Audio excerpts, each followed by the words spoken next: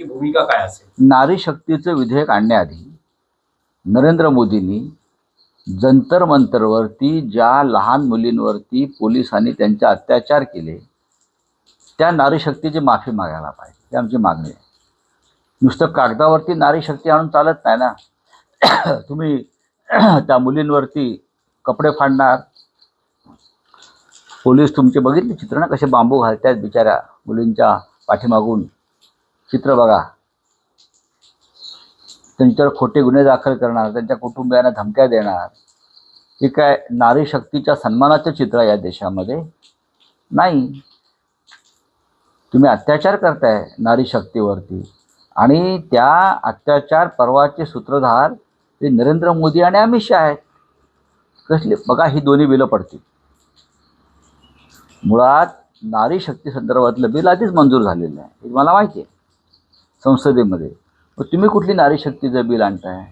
ते रावसाहेब, मतदारसंघ पुनर्रचना विधेयक ज्या बाबतीत पडणार बिल, हे बिल पडणार. आता त्यांचं कसं आहे की त्याने शिवसेना फोडली, राष्ट्रवादी काँग्रेस फोडण्याच्या प्रयत्नामध्ये आहेत, ते फुटणार नाही आता. मग समाजवादी पार्टीला हात घालण्याचा प्रयत्न सुरू आहे.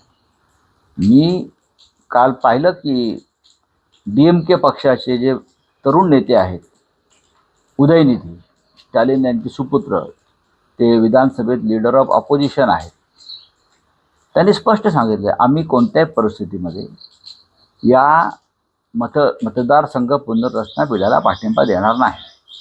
हे जे बिल आहे अमित शहा जे आणतायत हे किमान 50 मतांनी पडेल.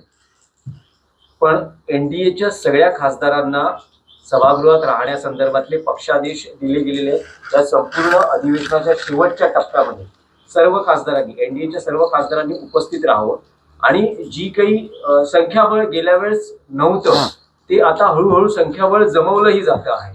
जमवू द्या ना. खासदार का फक्त NDAकडेच आहेत का? इंडियाकडे नाहीत.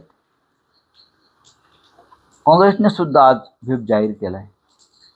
इतर प्रमुख पक्षाने व्हीप जारी केलेले आहे. अनेक गोष्टी आहेत ना. हे शहाणे आहेत का? हीच माकडं शहाणी आहेत. हीच माकडं आहेत. ती माकडं आहेत, आम्ही माणसं आहोत.